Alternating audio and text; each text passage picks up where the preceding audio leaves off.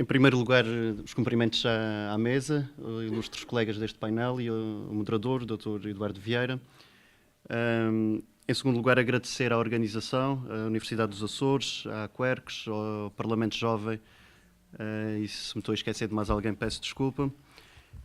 Depois, passando ao tema, portanto, as questões do contencioso ambiental nos Açores, a minha abordagem vai ser um pouco diferente, aliás, porque discutir questões tão jurídicas com estes ilustres colegas seria um bocado suicídio.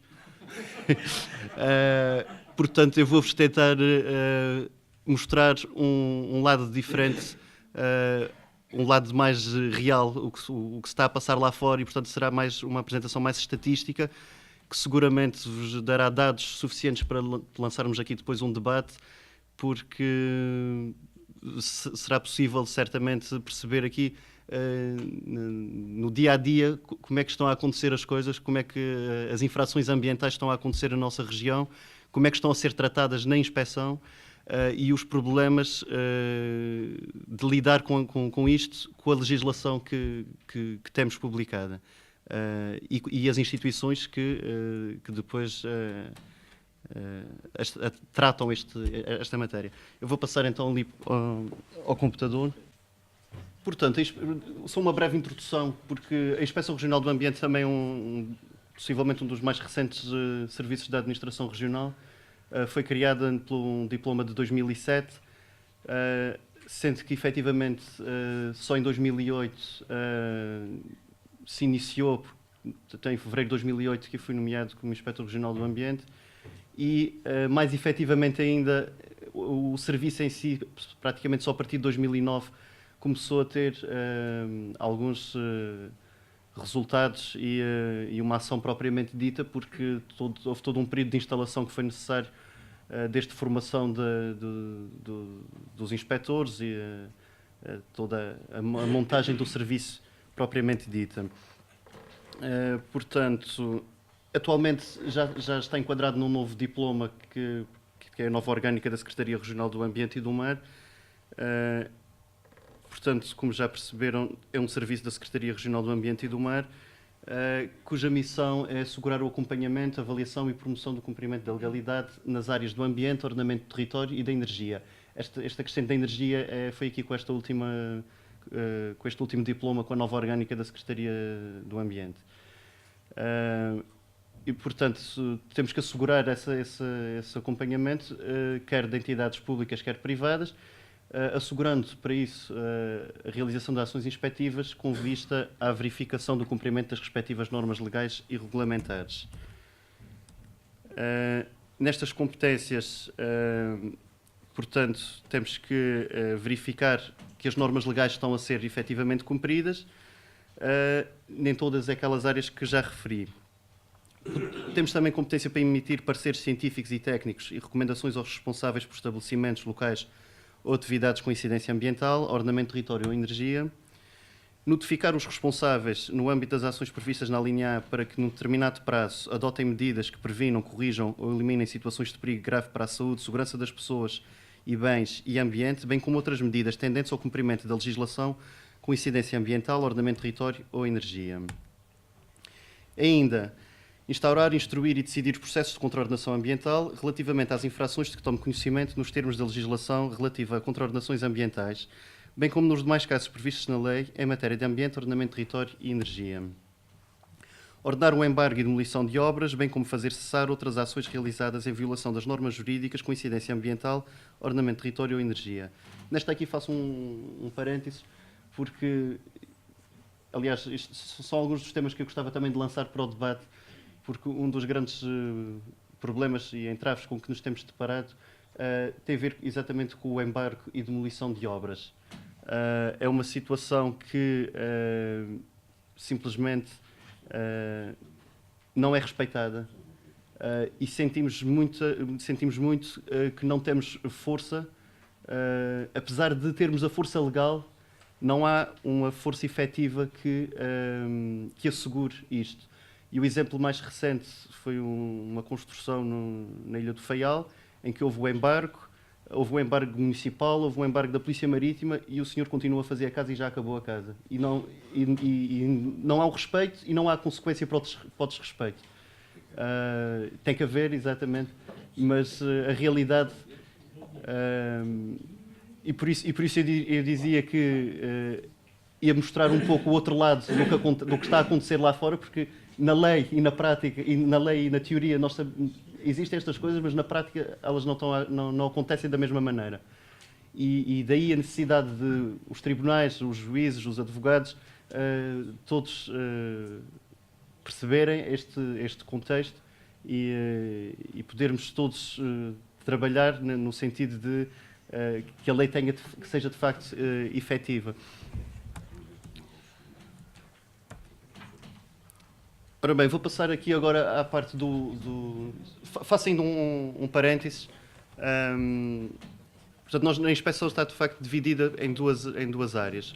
Uma de inspector, portanto, são os nossos inspectores que fazem as visitas aos estabelecimentos, às indústrias, fábricas, armazéns e fazem a verificação da legislação. A outra é a parte jurídica, que recebe os autos de notícia que são levantados pela PSP, pelos vigilantes da natureza, pela GNR, diversas entidades com autoridades policiais que têm competências em matéria ambiental e que, registrando uma situação, nos enviam os autos de notícia para serem então instruídos também na inspeção. Portanto, este procedimento é da seguinte forma: nós recebemos o auto de notícia. Estes autos de notícia, como estava a dizer, podem ser destas entidades, da nossa própria inspeção, se os nossos inspectores detectarem as infrações nos locais que visitam. O CEPNA, que é uma polícia especializada praticamente em ambiente da GNR, PSP, Vigilantes da Natureza, Polícia Marítima, os Serviços Florestais, portanto a Polícia Florestal, a IRAI, portanto a Inspeção Regional das Atividades Económicas e a Inspeção Regional das Pescas. Se detectarem alguma infração para a qual tenham competência também e que a competência depois de instrução do processo seja nossa, remetem-nos o processo. Este auto é sujeito depois a um despacho do Inspetor Regional, que pode decidir logo pelo arquivamento, se entender que não há matéria para prosseguir. Pode decidir por uma advertência, e nesse caso também acaba arquivado o auto. Pode optar por uma notificação para cumprimento de medidas e, após cumprimento dessa notificação, dá-se o arquivamento do auto. Ou, no caso da notificação não ser cumprida, podemos avançar para a instrução do processo de contraordenação. Tenho aqui agora alguns dados estatísticos em relação ao número de autos. Não variou muito de 2009, 2010, 2011, estamos entre os 250 e os 275, portanto, diria que há uma estabilização das infrações, não há um aumento nem uma diminuição. Depois, fazemos aqui uma análise daquilo que acontece aos autos, portanto, 46% dos autos acabam por ser instruídos e dão origem a um processo de contraordenação. Os outros são a tal outra opção de arquivamento, que pode ser através de uma advertência ou de uma notificação, mas não dando origem ao processo de contraordenação.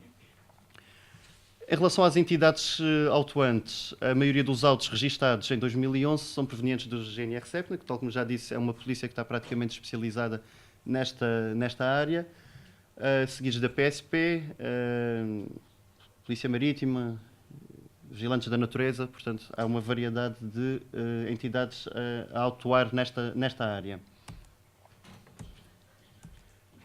A distribuição por ilha, temos a Ilha de São Miguel campeã das infrações, justifica-se também com o número da população e atividade económica e industrial da ilha. Aqui está uma distribuição também por ilha dos autos de notícia que recebemos na inspeção. Em relação à tipologia, a maioria dos autos são relativos a infrações na área ambiental dos resíduos, seguindo-se o incumprimento de normas legais em áreas protegidas e em domínio público e hídrico. portanto, é esmagadora a dimensão dos resíduos nas infrações ambientais. As questões de domínio público e hídrico são também preocupantes e áreas protegidas. Isto muitas vezes tem a ver com construções ilegais. Em relação ao seguimento dado aos autos, analisamos agora só o ano de 2011, que escolhemos os dados mais recentes. 53% deram origem a processo de contraordenação. Os restantes advertências, 12%, notificações, 16%. Há ali um grupo que ainda aguarda despacho. Portanto, ainda estamos a processar autos de 2011. Depois, o procedimento propriamente dito. O auto de notícia é, portanto, tal como mostrei no outro slide, vai a despacho. E depois, o que é que acontece? É nomeado, o procedimento já do processo de contraordenação. É nomeado um instrutor para o processo, um jurista, portanto, os juristas que trabalham na inspeção. E depois aqui, a hipótese do processo ir para processo sumaríssimo, se for uma contraordenação leve. E neste caso, é logo proposta uma sanção com a qual o arguido pode concordar e, se assim for, o processo aqui termina. Se não concordar, então há uma autuação ao arguido para exercer o seu direito de defesa. Depois de exercer o seu pagamento de defesa, portanto, o arguido tem sempre a hipótese ainda de fazer um pagamento voluntário da coima, mais uma vez se for uma contraordenação leve. Pagamento da coima, o processo está findo. O problema aqui, e que nós depois ainda vamos falar um bocadinho disto mais à frente, é que praticamente todas as infrações não estão enquadradas em graves e muito graves. E, portanto, logo aqui, toda esta parte dos processos raramente acontecem. Diria que não fizemos esta análise, estes dados, mas diria que cerca de talvez 80% das infrações caem no enquadramento de grave e muito grave. O que nos vai atirar logo para uma situação de valores de coimas bastante significativos. Defesa, portanto, no caso de não haver pagamento voluntário, o arguido apresenta a sua defesa, existem as diligências instrutórias, o instrutor do processo faz a sua proposta de decisão, depois a decisão é proferida, neste caso por mim, pelo Inspetor Regional do Ambiente, que pode ser uma decisão de arquivamento novamente, se a proposta de decisão for nesse sentido, ou pode haver aqui a aplicação da sanção. Notifica-se o arguido e o arguido portanto, acata a decisão ou não e o processo termina. Ou o arguido não concorda e impugna e o processo é remetido a tribunal. A partir daqui é o tribunal que decide. E aqui também podia alongar com algumas histórias curiosas, situações que nós não conseguimos perceber e se calhar aproveito para tentar perceber, uma vez que temos aqui ilustres convidados. Uma das que me vem agora à memória é o caso de o Ministério Público não se ter pronunciado numa dessas situações e o juiz entender que, como o Ministério Público é o advogado do Estado, é porque não tem interesse, então arquivou e devolveu-nos imediatamente o processo. São algumas situações de compreensão difícil, que deixo aqui para o debate, mais uma vez.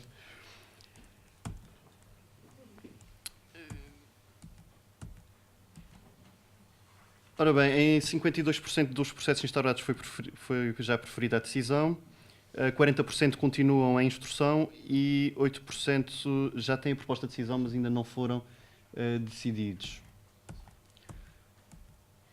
Cerca de 81% dos processos foi aplicada a sanção, nos restantes foi preferida a decisão de arquivamento. Este é o gráfico. Bom, agora aqui, 58% das decisões de aplicação da coima, esta foi suspensa e 77% destas suspensões foram condicionadas. Isto porquê? Este é que é o grande problema da aplicação da lei, que tem a ver com o valor das coimas. que já vamos ver aqui à frente. A solução que nós encontramos, e como se falava aqui há pouco da questão do bom senso e na aplicação da lei, é impossível estarmos a aplicar coimas de 20 mil euros, que é o mínimo, a um particular que simplesmente fez uma pequena obra na sua casa e agiu mal, não foi entregar os seus resíduos de construção e demolição no local correto, atirou-os no caminho e o mínimo são 20 mil euros. O homem pode ser desempregado, a mulher está desempregada, ou se calhar recebe o rendimento mínimo social, etc. E estamos aqui com coisas completamente desproporcionadas à realidade. Como é que nós lidamos com essa desproporção? A solução que encontramos foi aplicar sempre a coima suspensa, sob condição de o infrator, o arguido, tentar reparar naquilo que ainda for possível o dano que provocou. A verdade é que, apesar disto parecer assim um pouco estranho, isto tem funcionado. E os arguidos, só de ouvirem aqueles 20 mil euros, vão voluntariamente limpar o lixo que deixaram lá no sítio. Temos tido um bom feedback em relação a este tipo de decisões. É claro que não acontece com todos, há aqueles que não acatam não cumprem a suspensão, e então aí avançamos com o processo normalmente. E como também normalmente eles não pagam a coima, portanto são processos que acabam todos em tribunal. Os gráficos relativos a esta situação. Portanto, em 2010 2011 o valor mínimo de uma coima foi de 10 euros e o valor máximo de 205 mil euros. E esta foi mesmo aplicada, não foi suspensa, portanto estamos à espera ainda da impugnação, porque certamente ninguém vai pagar isto.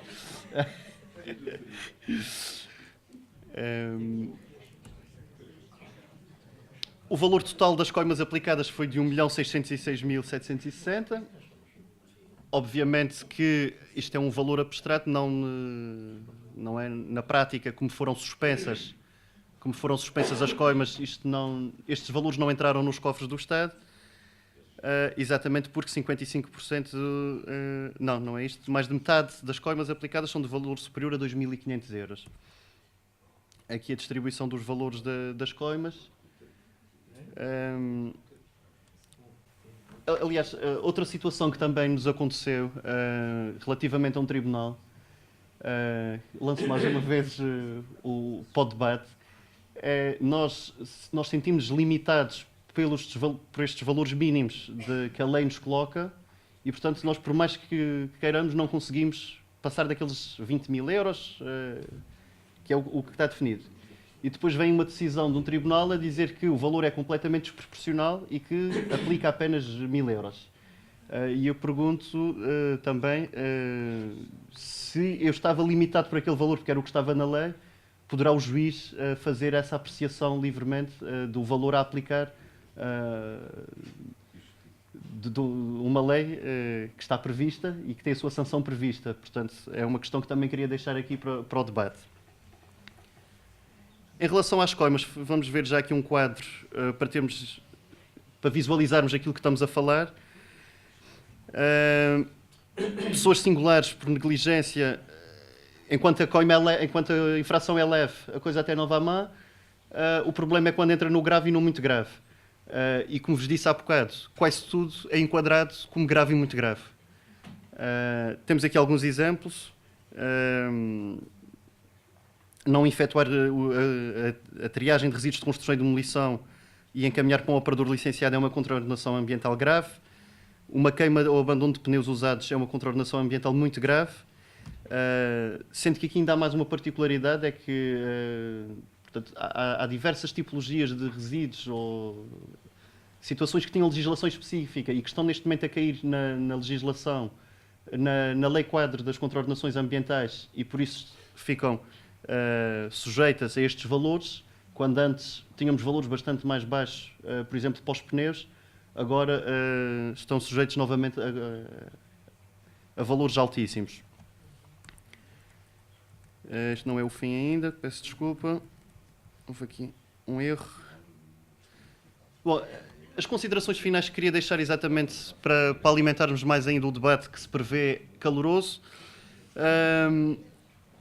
tem a ver exatamente com aquilo que já fui falando ao longo da apresentação, que tem a ver com o contexto económico e o valor das contraordenações ambientais. Portanto, a dificuldade, de facto, que nós sentimos em aplicar qualquer uma destas coimas é imensa. Depois, a outra situação que já vos falei, portanto, a alteração legislativa de algumas situações específicas que passaram a ter coimas mais altas, quando, na minha opinião, e isto é uma opinião pessoal, as coimas deveriam ser mais baixas. Há quem não concorde, acho que é bom ter coimas tão altas porque terá um efeito dissuasor. Eu não concordo por uma razão, é que não chega a ter o efeito dissuasor porque as pessoas para já não têm conhecimento. É certo que o desconhecimento da lei não aproveita a ninguém, mas a gente todos sabe que, quer dizer, no dia-a-dia, na vida, na sociedade, as pessoas não têm conhecimento. Se calhar conduzem carros e não têm conhecimento do Código de Estrada, quanto mais de leis ambientais, não é? Portanto, não me parece que tenha um efeito realmente dissuasor. E penso que teria, portanto, isto seria a outra solução, que teria um efeito bastante mais prático na prevenção geral e específica, se tivéssemos valores mais baixos, bastante mais baixos, ou pelo menos que o mínimo pudesse ser mais baixo para podermos começar por aí, o que não quer dizer que o máximo não pudesse ter valores bastante altos, conforme até podendo pesar o dano e dando-nos mais liberdade de apreciar a infração e aplicar a coima quanto maior o valor da coima, consoante o dano causado. É que da maneira que as coisas estão neste momento, a gente nem quer saber o que é que aconteceu. São 20 mil euros, olha, pronto, são 20 mil euros, é o mínimo que se pode aplicar. Partimos do princípio que o valor mínimo praticamente cobre qualquer dano feito. E, portanto, temos aqui na sala deputados regionais, nacionais, europeus. Eu faço o apelo ao legislador. O legislador não é um, não é? Mas estamos cá todos. Que pensem, sobretudo que pensem nisto, o que é que queremos para o ambiente, sobretudo nas questões da aplicação das contraordenações, da aplicação das coimas. Penso que poderá ser um bom momento de reflexão e gostaria também de ouvir os restantes participantes e a plateia sobre estas questões. E agora sim, é o fim. Muito obrigado pela atenção.